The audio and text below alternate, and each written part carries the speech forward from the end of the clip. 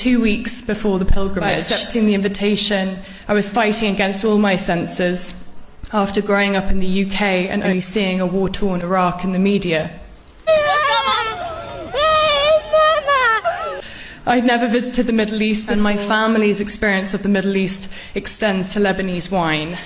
I'm a photojournalist. I'd been working for 3 years. I accepted to walk Arbaeen as it was the most positive, peaceful story about a misunderstood religion in a country and region that had been historically reported negative.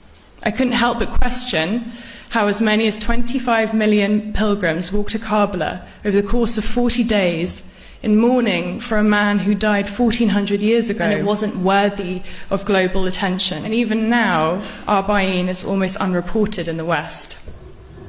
And so there I was at Najaf airport with a team of Iranian and Iraqi filmmakers preparing to make a documentary on Arbaeen. For 3 weeks, we walked Arbaeen via the quiet pathways in Hilla, along the Euphrates River, and towards the heart of Kaaba via what pilgrims fondly call the highway of love.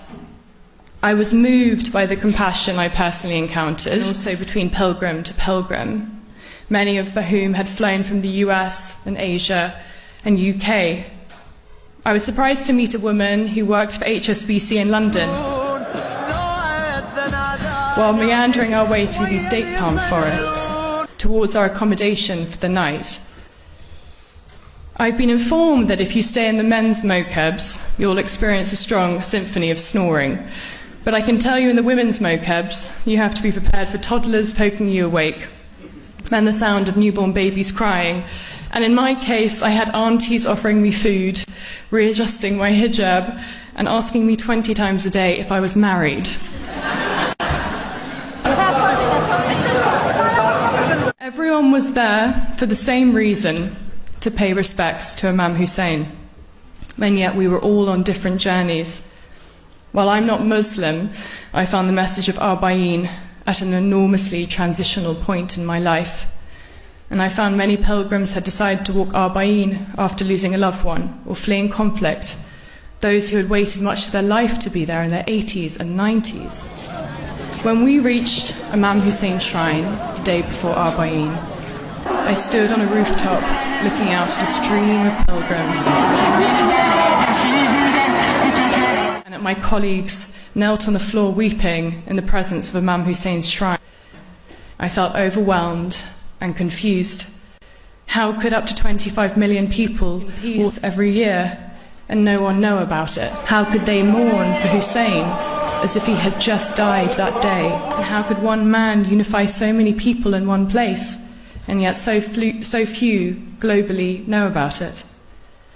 This is something I continue to reflect on in Iraq as we finish filming, and when I returned back to the UK.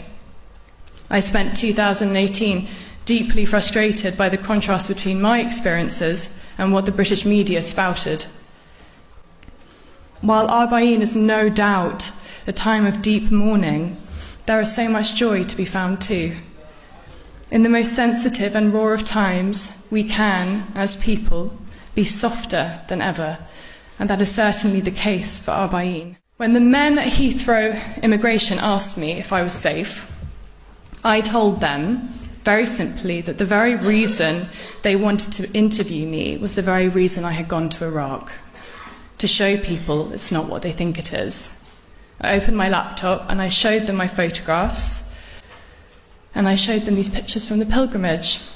They started to ask me about Shia Islam and what Iraq was like, and in that moment, 3 non-Muslim male police officers apologized for making the assumption that I was in danger simply because I'd been in Iraq. We must collectively stand up on the right side of history, up against injustice, just as Imam Hussein did 1400 years ago. There's no more important message in my life to share than this.